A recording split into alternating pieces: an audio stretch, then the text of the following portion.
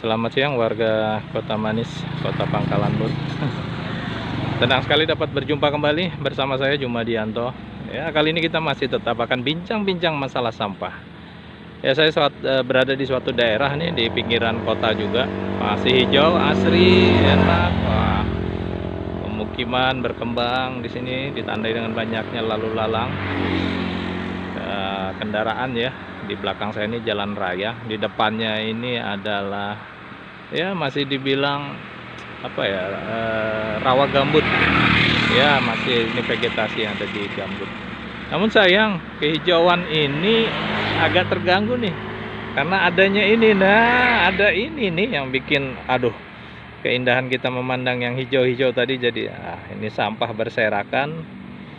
Ya, kenapa ini bisa terjadi? Ya nantilah kita bahas lagi. Saya akan lanjutkan perjalanan lagi. Ya, inilah sampah yang berserakan. Ya, kita kembali melihat yang hijau-hijau dulu. Biar kita juga semangat, segar untuk menjalani kehidupan. Ya, menyikapi fenomena tadi, memang pertama yang muncul adalah bagaimana membangun kesadaran warga untuk membuang sampah secara tertib. Tapi ada satu hal, bahwa ketertiban untuk pembuangan sampah ini juga harus ditunjang. Salah satunya dengan penyediaan prasarana dan sarana persampahan atau kita singkat namanya PSP. Nanti kalau di kesempatan mendatang jika saya sampaikan istilah PSP, itu adalah prasarana sarana persampahan. Ya, salah satunya adalah tempat penampungan sementara sampah atau TPS sampah. Nah, ini ada TPS biasa, ada juga TPS 3R. Nah, TPS biasa itu luasan yang dibutuhkan untuk pembangunannya itu di bawah 200 meter persegi ya. Ya bisa dibayangkan itu ya ukurannya 10 kali 20 lah atau kurang dari itu pembangunan TPS. Nah, kemudian ada juga TPS 3R itu di atas 200 meter persegi kebutuhannya, dan nanti ada juga namanya TPST, tempat pengelolaan sampah terpadu. Ya, kali ini kita fokus yang dekat-dekat dengan lingkungan perumahan, yaitu TPS ya. Nah, TPS ini bagaimana sih cara bisa dibangun yang dekat dengan area pemukiman? Kalau berdasarkan Perda nomor 2 tahun 2017 ya, Perda Kabupaten Kota Waringin Barat nomor 2 tahun 2017 tentang perubahan atas Perda nomor 3 tahun 2015 tentang pengelolaan sampah. Nah, ini kita harus menyiapkan menyiapkan sebuah lembaga dulu. Ya, karena apa? Tidak serta-merta kita ini secara perorangan bisa menyampaikan usulan, wah Pak, ini perlu dibangun di lingkungan Anda. Tidak seperti itu. Karena dalam regulasi ini sudah diatur bahwa harus dibentuk lembaga pengelola sampah itu mulai dari tingkat RT, kemudian tingkat RW, tingkat desa kelurahan, tingkat kecamatan, bahkan di tingkat kabupaten. Ya, kita singkat saja LPS, yaitu lembaga pengelola sampah. Nah, ini adalah wujud partisipasi masyarakat dalam pengelolaan sampah, yang salah satunya melalui LPS ini nanti mengusulkan untuk pembangunan tempat penampungan sampah sementara.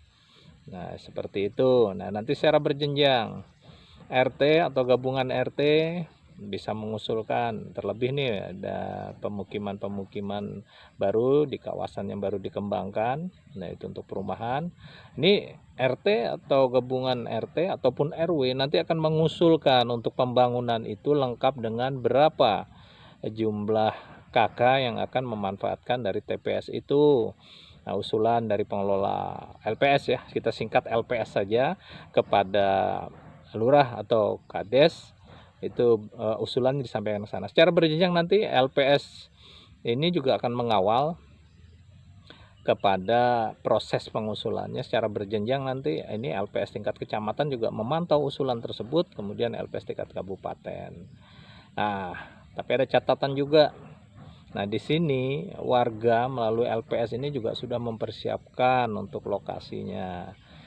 Nah, ini sudah halus clear and clean. Maksudnya clear apa? Ini memang tanah mau dihibahkan, kemudian tidak ada masalah lain, dan yang paling pokok, di lokasi yang akan dibangun TPS tersebut harus mendapatkan persetujuan lingkungan dulu lah.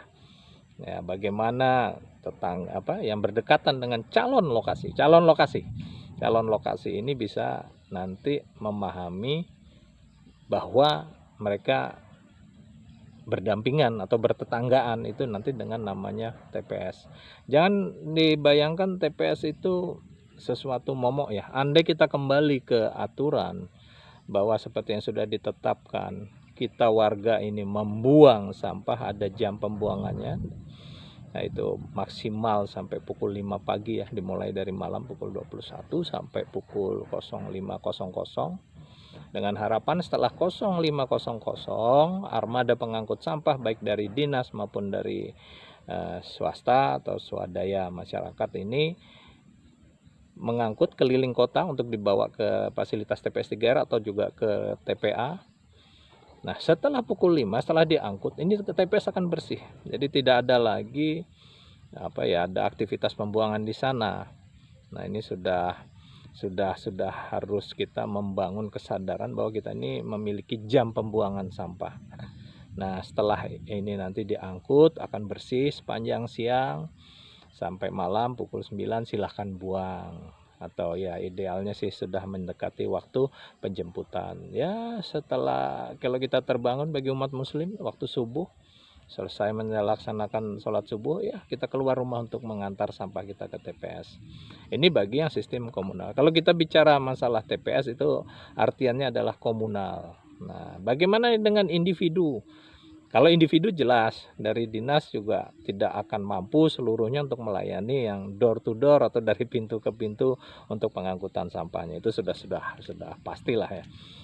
Akan berapa banyak anggaran yang terserap hanya untuk mengurus itu, sehingga yang ideal yang dibangun khususnya di Kota Waringin Barat ini adalah yang sistem komunal yang disediakan oleh pemerintah. Nah, itu nanti kan langsung secara komunal masyarakat membuang ke situ. Tapi bagi yang punya kesadaran, sudahlah kita berlangganan saja silahkan. Nah, untuk menaruh tempat sampah yang penting wadahnya cukup dengan volume sampah yang dihasilkan setiap hari, kemudian tertutup atasnya supaya tidak kalau hujan ya itu tidak masuk ke dalam. Nah, kalau yang sistem individual ini lebih fleksibel karena dia berikat dengan operator angkutan sampah yang notabene ya atau yang dalam tanda petik itu adalah berbayar, bukan yang difasilitasi oleh pemerintah. Oh iya, sebelum saya terlupa, masalah angkutan pemerintah sebenarnya juga setiap warga kita yang mendapatkan pelayanan dari Dinas Lingkungan Hidup itu tetap harus membayar. Ada ketentuannya namanya retribusi untuk persampahan atau kebersihan. Nanti kita akan bicara lebih jauh masalah retribusi ini di kesempatan lain. Nah, jadi kembali lagi ke fokus bagaimana cara mengusulkan TPS tadi. Ya, intinya kita secara berkelompok atau secara berbasis RT atau RW ini membentuk dulu kelompok pengelola, kemudian membuat usulan disampaikan kepada pamong pemerintah yang terdekat yaitu Kades atau Lurah. Nah, ini akan secara berjenjang dan kalaupun nanti akan dibahas di forum musrenbang juga ini dikawal terus atau prioritas. Nah, ini kan bisa menjadi pedoman bagi kita untuk mengusulkan. Nah, ada bagi yang individual nggak masalah. Kalau Anda ingin berlangganan ya tinggal calling atau tinggal WA aja nomor yang tersedia. Ya, salah satunya kami penyedia jasa angkutan sampah yang melayani individual bahkan juga komunal. Dapat kami sampaikan di sini kami melayani perumahan Bumi Asih RT 19 Desa Pasir Panjang, kemudian perumahan Jatimas itu RT 26 Pasir Panjang, kemudian Bumi Palapa. Itu yang kami laksanakan secara komunal. Jadi maksudnya apa ya, dari rumah ke rumah ini membentuk satu pengelola, nanti iurannya dikumpulkan ke satu pengelola yang ditunjuk atau dipercaya, dan nanti itu bisa kita layani. Kalaupun masih polanya individu susah karena banyak tetangga, sudahlah kita masing-masing ya silahkan kontak ke nomor yang telah kami sediakan. Prima Karsa Lestari tetap bersama-sama Dinas Lingkungan Hidup dan pemerintah Kabupaten Kota Waringin Barat untuk mewujudkan kobar bersih. Nah, demikian yang bisa kita sampaikan, nanti kita bahas di kesempatan mendatang. Salam kobar bersih.